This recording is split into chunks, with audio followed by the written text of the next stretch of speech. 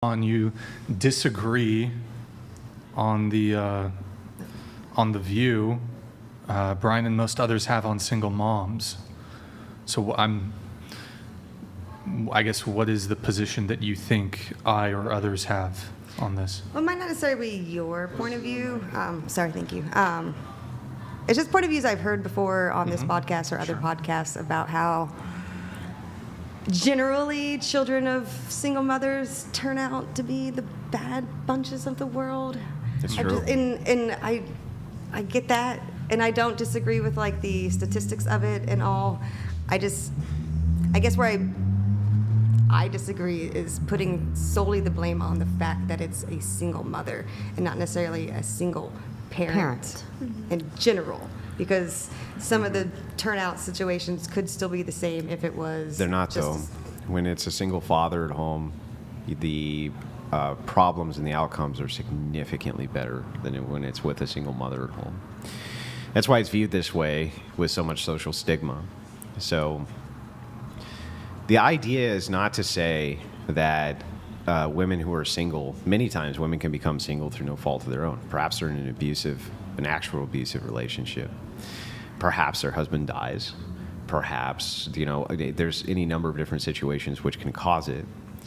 But if you were looking to advise, if let's say you had an entire pool of men to advise, then you were to look at the numbers and you go, okay, look, the amount of shit that you're going to put up with marrying a single mom versus not marrying a single mom is massive. Mm-hmm. You're putting up with a lot more shit, a lot more trouble. Now you got exes involved. You got all of this involved, right?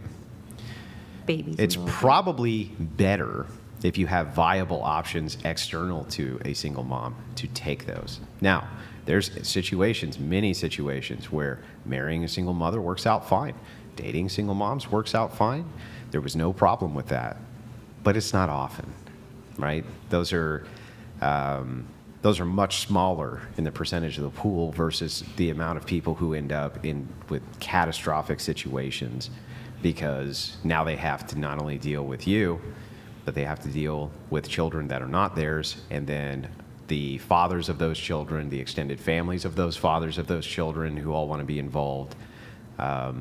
That's where the viewpoint is like, so if you were going to advise your son, if you had all of that data and there was options in front of him, and so option one is, really like this girl, but she has children from another man, but I also really like this girl and she doesn't, right? It seems pretty clear that you would advise him, hey, maybe you should think, if that option's available to you, about going with that because there's less potential for damage to you. If you're looking for the best for your own kids, right? Does that make sense? Oh yeah, definitely. Wait, I don't but disagree before with that I have you answer that, I actually didn't hear you actually raise this from the context of dating. Now, perhaps it's your position. The only thing I heard was just you've heard people say that when it comes to raising children, the outcomes of the children when raised in a single mother household as compared to single father household. But is it also just because Andrew's now in the realm of dating, right? Yeah. Are you also have qualms there when it comes to, hey, it's suboptimal to date single moms as opposed to childless women? Oh no, definitely not. Like, Oh, okay. I definitely So Andrew, I think her position is simply just the whole single moms raising children, the outcomes for the children as compared to the single fathers, not really a dating. Yeah, I don't think she has qualms on the dating front. They're much worse across the board. Okay. So they're much worse in criminality. And here's why. I'll tell you why this is the case. It's because of the external component of stepdad. So stepfathers are far more likely to abuse the kids. Stepdads are far more likely to have a revolving door, right? Or boyfriends, much more likely to have a revolving door. Single dads, that doesn't work that way, right? So if a single dad has another woman who enters in the kid's life, they have a lot more power to do something about any type of problem which may occur, right? Not going to have the same dependency issues. They're not going to have the same revolving door. And so the chance of abuse goes significantly down. So for instance, if I was single tomorrow and I was dating a woman and I saw some kind of abusive tenants, right? Very easy for me to be like, get the fuck out of here, lunatic. And what is she going to do about it? Nothing. But the other way might not be so easy, right?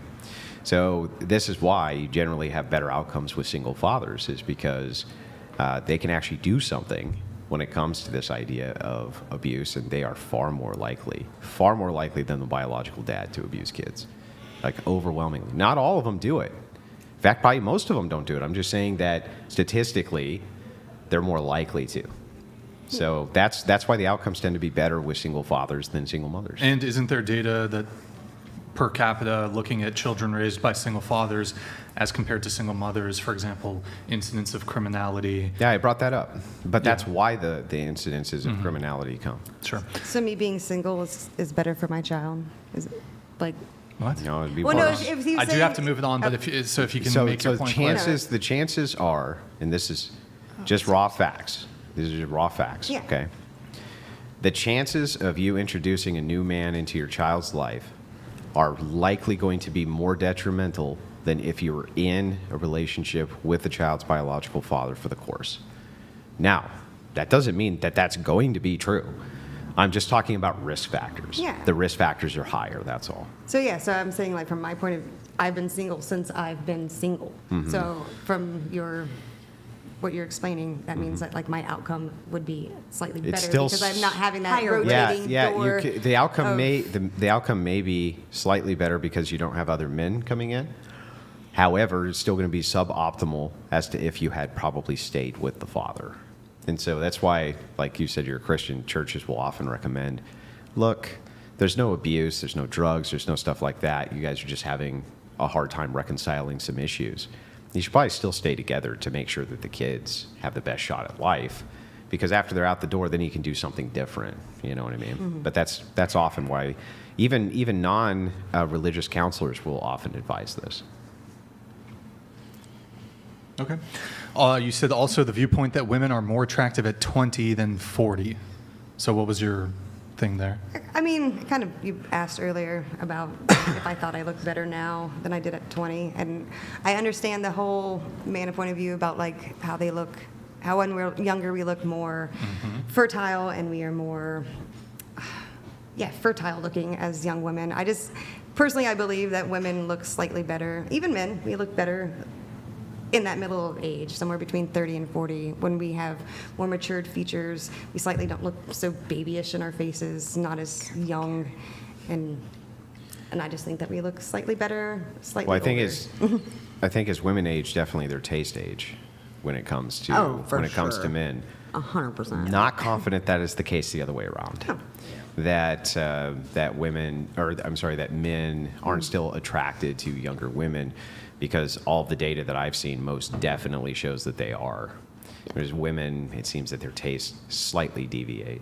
Though they still, from a beauty standard point, still go, okay, 25-year-old men are still better looking on average The than older we get, 45-year-old the men. men age like fine wine. Like, Well, I think the tastes change because of the valuation of different things. They just value different things. Yeah. Men at 45 are still looking at women as vessels and carriers of children. That's what the attraction comes from. So youth is associated with that.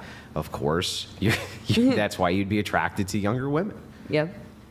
So, I mean, it's not even really that difficult to understand. It's not, yeah.